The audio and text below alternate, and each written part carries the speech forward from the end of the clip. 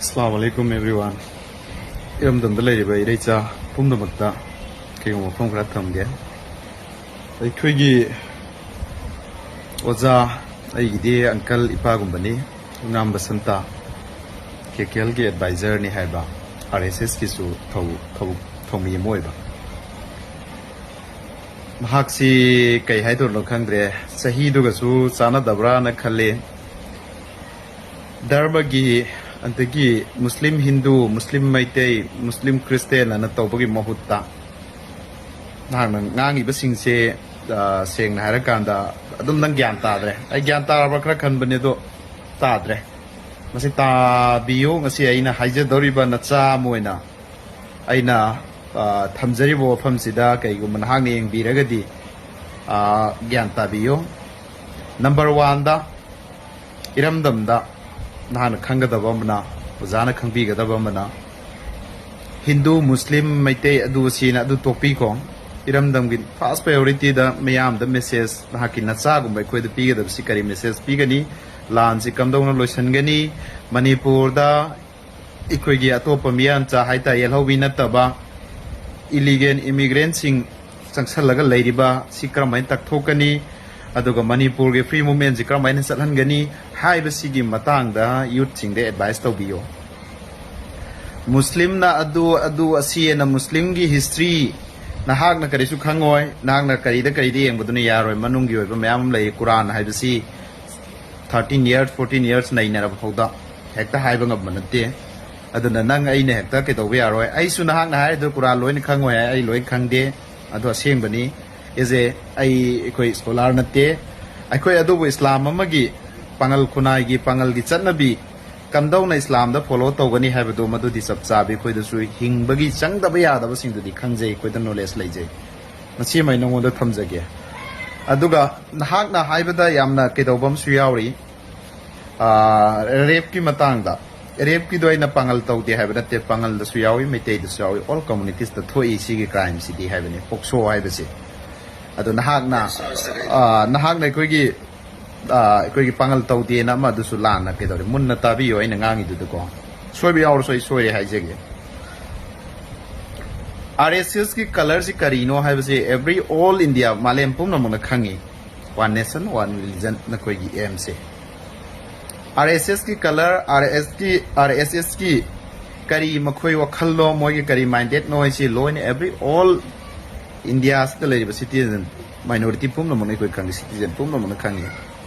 Hindu da sumyam yade mukhoibo aduna nangna adugi mahik singdugi adugi singdu adum pusalaga nainara leiradi tropic si tongan na chalani madu virus sandok porom da lae ojana khangbi gadaba mana Manipur da leiri se Hindu Muslim gi wari du to krong atang dharma gi duma mai masam sai noi koi meitai si nawi su meitai gi naina biro pangan wi pangan gi naina mi gi dharma da thijalu Manipur gi lan si kramai losan gani Manipur da kramai santi len gani Manipur da kamai chawkhalan gani Manipur gi yelhau mi sing chi kramai nei koi nungai na leigani hingna leigani santi peace oina leigani haibase masigi message am pu yaudi na hakidu da only nang sharia kanun Quran adu si si ngata ngai greba nang ngangi sing si madu nangi na thau nateba aduga Manipur da kogi pangan na leba kai ga daba natraga meitai dagi taxes lawkhiba karamba yawkhrage natraga na ikoina bill ama pass tawbiyo na ka protest tawkhiba adagi natraga na ikoina ga ikoi parliament house da natraga government gi mathak da se memorandum thajan kiba karamba matam da karamba sok da yawkhrage ba nang na sai taxes ki matang do Manipur da aduga nahak na maron khangdaba hiang khangda jiri da myam leiri hai Manipur si Maitai na majority ni same oigera adagi any IS officer oigera chief secretary oigera Manipur gi law and order si pai si kanano Maitai si naw natraba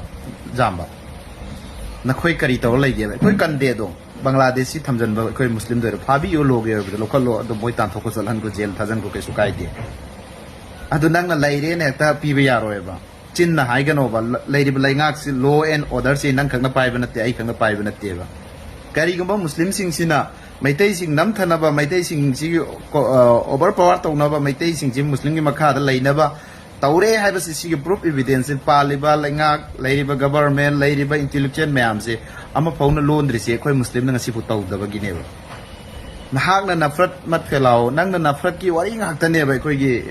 anti ꯃꯨꯁꯂꯤꯝ ꯍꯥꯏꯇꯥꯔꯦ ꯑꯗꯣꯝꯗ ꯑꯣꯏꯅ ꯆꯠꯈ꯭ꯔꯦ anti human ꯗꯨꯗꯤ ꯅꯪꯅꯦꯕ ꯇꯥꯔꯛꯏꯁꯦ ꯑꯣꯖꯥꯗ ꯅꯪ ꯍꯥꯏꯅ ꯁꯥꯎꯕꯤꯒꯅꯨ ꯏꯄꯥꯒꯨꯝꯕꯅꯤ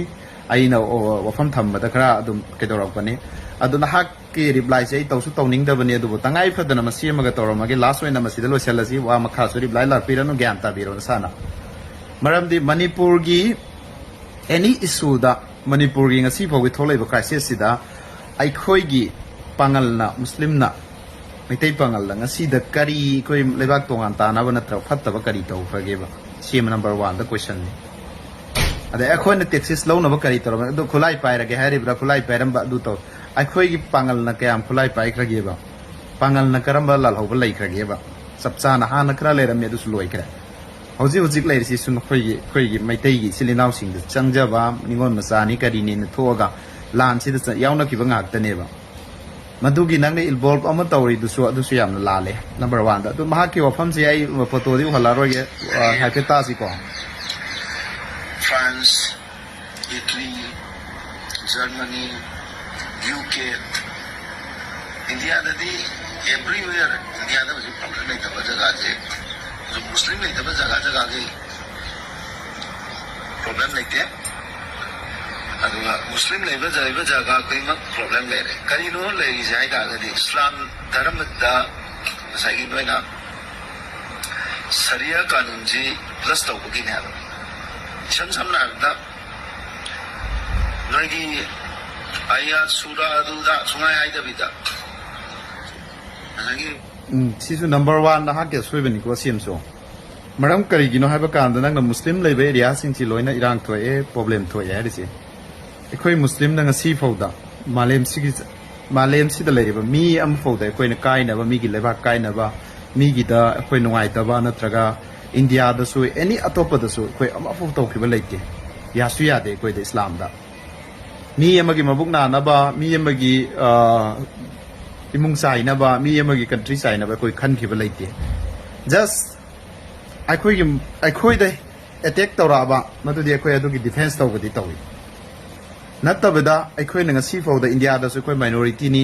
अदो अखोइ ngasi फौदा इंडिया काइनाबा कई तौखरगेने अमतंग हाइबिरोने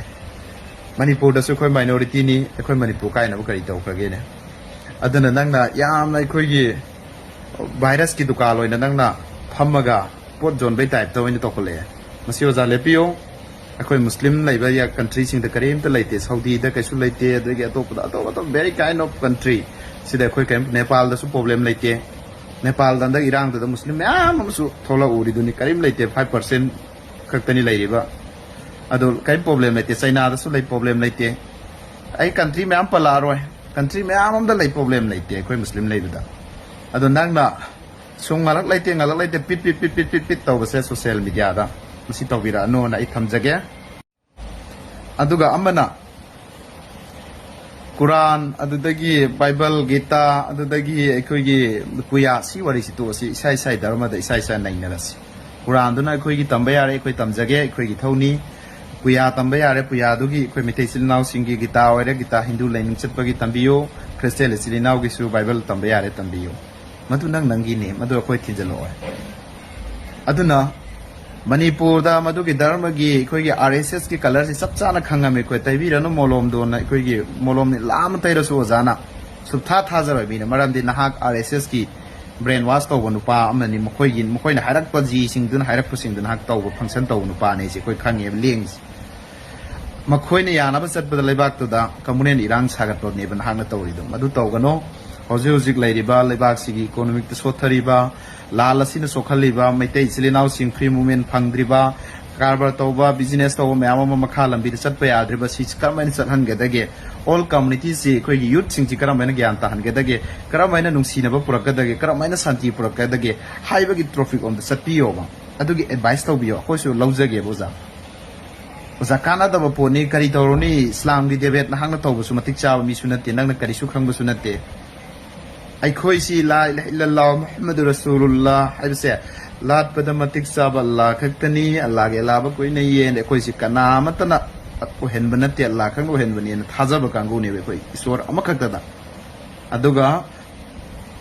ꯑꯩꯈꯣꯏꯒꯤ ꯑꯜꯂꯥꯍꯒꯤ ꯅꯕꯤ ꯁꯜꯂꯜꯂꯥꯍꯨ ꯑꯂꯩꯍꯤ ꯋꯁꯜꯂꯝ ꯄ꯭ꯔꯣꯐꯦꯠ ꯃꯨꯍꯝꯃꯗꯁꯦ ꯑꯩꯈꯣꯏꯒꯤ ꯑꯈꯤꯔ ꯅꯕꯤꯅꯤ ꯑꯃꯁꯨꯡ ꯑꯜꯂꯥꯍꯒꯤ ꯅꯕꯤ ꯑꯆꯥꯟꯕꯅꯤ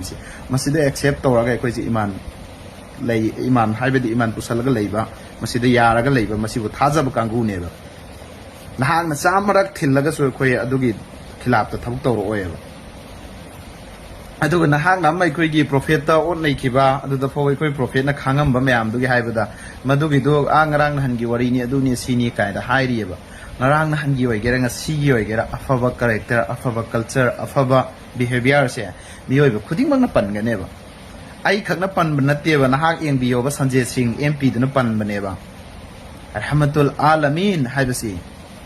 Rabbul Alamin alam pumnamaki Rabbni mapuni Allah sina haibaneba Sanjay Singh duna amana kari rahmatul alamin alam pumnamaki rahmat karne wala ni mahakshi haibasi mahaknasu nakhoitagi natte haibaneba Pramod Krishnam nasu haibaneba Nabi utna tumhara hai hamara bhi itna hai ma haibaneba nakhoigina oi nungsiriba nabi tumaina akhoinasu nungsina Prophet Muhammad ka sangdamnaba nangi prophet kaido nang adu yamna behavior yam character loose oibaneba Hindu gi su mayam lay adu ekhoi nangi pandit haiba yade nangi adu bagwal haiba yam natteba adu malem pumnamakta leiriba ma mana pamjariba ma mana thajariba Jesus oigera ma man thajari du malem pumnamakini nang khakien haiba yabu natteba malem pumnamaki muslim sing na thajaba du ne bai ekhoi gi mapu Allah ekhoi gi rasul nabi prophet Muhammad hairisi aduna nahakna karimta kada soitrang phatang lolaga sum ekhoi angang singsida ekhoi budi phathaba ngame nang nangam bodu kai ekhoi accept tawde to dona angang no bi myam si comment khanam du tandraba nang sahi base tu da afaba iramdamda maitai pagan si ekhoi chile naw ni ningon macha ne na nusiba phajana ekhoi tatna ba yade thana ba yade ekhoi apun mana pangal len sagat pa kari kai gebo Hindu Muslim Hindu maitai pangan maitai na sumaina tawsi nang kari gino ba iramdamda laiminare ekhoi Lady Maitai Zu Iramdam the Lake Ponate from Cry the Gilaga, Lake Rimico, Loin Malem Sida Amta, Mangali Matamda, Masamasagi Amta Kedonam, my Mangam Lanta or Lonarambani. Hosing Lepe, Sokale, Matamdu is Tones to Natiozi. Computer is scientist, Hosixi, modern is other computer is the scientific is the carry is no convente. A documenting advantage or development, Sokapada, Hosixi country, the Manipur and Karataptarasu. Si karam maine ekhoi gi huzik laisi ASEAN road la bani adagi railway la bani sida ekhoi gi indigenous people yel how mi si karam maine kan gadagi how to protect our indigenous people ekhoi gi indigenous people sing si karam man protect tawani ekhoi karam maina himina gani habsi sugum bagi wakhalo na kra topic do tobiyo natta bada seran ga turan ga chutrang patangang ba seuja ba santa nahangon da mukasu request ni ekhoi tawroisi aduga nahang na khanga da bomna ai khoigi Islam learning chaliba khoigi Quran du nang yam na nei na sa khangjal lo knowledge lo ning lo salo expose to birakano expose to ga nang debate am da famo debate tu da nang na faza na khoigi alim ulama scholar singa am tang nanga sanau na tragan chatpiyo number p0 ai pirake ba nang alim magi mukti sabam manak chalo em sab molana sumain tawri noi oja kamain tawbuno masi chumbra masi singsi kha semdok piba yabra masi da tawri koi nongai ti haibda du da hayo makoi na masla hal tawrakaneba natta vida nana koi law raga social media da taw se masi tawgano yam phajade nang sahi mata duga oja ai koi RSS ki color khangi Hindu singi kari color no khangi koi loina mak khangba ngaktani aduna Manipur da du sanaroi Manipur da lairi bai koi maitai amasung pangal amadi Christian lisinenau singse sidai koi RSS ki sango not is the sango RSS zamana RSS ki ne hu se moi ki virus se madu koi sandok panang na kaim kana roi maduna madu da tawbi gan nang taw ga na Hindu gi so ba RSS ki leibam fam du da salaga tawbiru do Manipur da communion gi oi fam ambu thambirakano Manipur sakhat na ba madi youth sing si manga ga lairi ba kalam pairam ba youth sing nongmai paira ga mangi ba Nioi kaya sikriba yung kaya may sakriba Uzik lairiba koi mayum laina pangdadana refugee camp da laibagum lairiba relief camp da sising ji karam main hanjal hansige ai koi karam main all community scheme mathau tai mai tai ka kinate masi Manipur da laiminari mi koi punna sogat minasi masi karam main koi gi solution purakani haibse masom do na tropic da satpio aduna yamna soi thamjaroi ojana hak tanate lusing ba kaya ojana hak na khangada bamna Nahak kumba ma ngang na bada ki ba misunate nang Delhi da Salim adu si do Delhi da debate to se sui ai ꯑꯦꯅꯤ ꯃꯐꯝꯗ ꯑꯗꯨꯝ ꯌꯥꯕ ꯃꯤꯅꯤ ꯑꯩ ꯑꯗꯨ ꯇꯧꯕꯇꯕꯨ ꯅꯍꯥꯛꯅ ꯈꯪꯒꯗꯕ ꯑꯃꯅ ꯅꯍꯥꯛꯀꯨꯝꯕ ꯑꯃꯈꯛ ꯅꯠꯇꯦ ꯑꯩꯒ ꯊꯦꯡꯅꯔꯛꯏꯕ ꯑꯩꯅ ꯉꯥꯡꯉꯤꯕ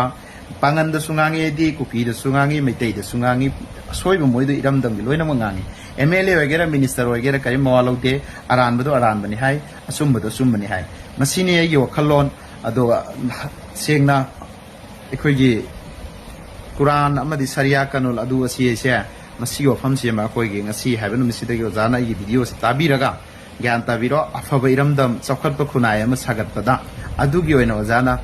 ꯇ꯭ꯔꯣꯄꯤꯛꯇꯨ ꯑꯣꯟꯊꯣꯛꯄꯤꯔꯒ ꯃꯤꯌꯥꯝꯗ ꯃꯦꯁꯦꯖ ꯄꯤꯕꯤꯌꯨ ꯑꯍꯜ ꯑꯃꯁꯨ ꯑꯣꯏꯔꯕꯅꯤꯅ ꯑꯩꯈꯣꯏꯒꯨꯝꯕ ꯌꯨꯠ ꯀꯌꯥꯁꯤ ꯑꯣꯖꯥꯒꯤ ꯁꯄꯣꯔꯠ ꯐꯣꯂꯣꯋꯔ ꯁꯣꯏꯗꯅ ꯑꯩꯈꯣই ꯇꯧꯖꯔꯛꯀꯦ ꯑꯗꯨꯒ ꯅꯠꯇꯕꯤꯗ ꯙꯔꯃ ꯑꯃꯒ ꯑꯃꯒ ꯑꯗꯒꯤ ꯖꯥꯇꯤ ꯑꯃꯒ ꯑꯃꯒ ꯑꯩꯈꯣꯏꯒꯤ ꯀꯩꯗꯧꯕꯩ ꯇꯥꯏꯞꯇ ꯑꯩꯈꯣꯏꯒꯤ ꯇꯦꯛꯁꯤꯁꯀꯤ ꯃꯇꯥꯡ ꯑꯗꯒꯤ ꯑꯩꯈꯣꯏ ꯃꯨꯁꯂꯤꯝꯅ ꯑꯣꯚꯔ ꯀꯟꯇ꯭ꯔꯣꯜ ꯇꯧꯕꯒꯤꯗꯣ ꯃꯗꯨ ꯏꯝꯄꯣꯁꯤꯕꯜ ꯑꯣꯏꯔꯔꯣꯏꯗꯕ ꯋꯥꯔꯤꯅꯤ ꯅꯪꯅ ꯍꯥꯏꯔꯤꯗꯣ ꯃꯪꯗ ꯃꯪꯒ꯭ꯔꯥ ꯇꯥꯟꯕꯒꯨꯝꯕꯅꯦ ꯃꯁꯨꯃꯥꯏꯅ ꯑꯩ ꯊꯝꯖꯒꯦ ꯃꯌꯥꯝ ꯑꯩꯅ ꯉꯥꯡꯉꯤꯁꯤꯗ ꯁꯣꯏꯈꯤꯕ ꯂꯥꯟꯈꯤꯕ ꯌꯥꯎꯔꯁꯨ ꯉꯥꯛꯄꯤꯒꯅꯤ ꯏꯔꯩꯆꯥꯁꯤꯡ ꯃꯍꯥꯛꯀ ꯑꯩꯈꯣꯏꯒꯤ ꯄꯥꯡꯒꯜ ꯈꯨꯟꯅꯥꯏꯗ ꯂꯩꯔꯤꯕ ꯌꯨꯠꯁꯤꯡ ꯅꯈꯣꯏꯁꯨ ꯌꯥꯝ ꯂꯪꯅꯔꯨꯔꯅꯨ ꯑꯗꯨꯅ ꯃꯥꯅ ꯃꯈꯥ ꯇꯥꯅ ꯇꯧꯔꯛꯑꯦ ꯈꯜꯂꯣ ꯑꯗꯨꯝ ꯇꯧꯖꯔꯁꯅꯨꯅ ꯑꯩ ꯁ꯭ꯋꯥꯏꯗ ꯊꯝꯖꯒꯦ ꯊꯦꯡꯛ ꯌꯨ ꯑꯦꯚ꯭ꯔꯤꯋꯥꯟ ꯁꯣꯏꯈꯤꯕ ꯂꯥꯟꯈꯤꯕ ꯌꯥꯝ ꯉꯥꯛꯄꯤꯌꯨ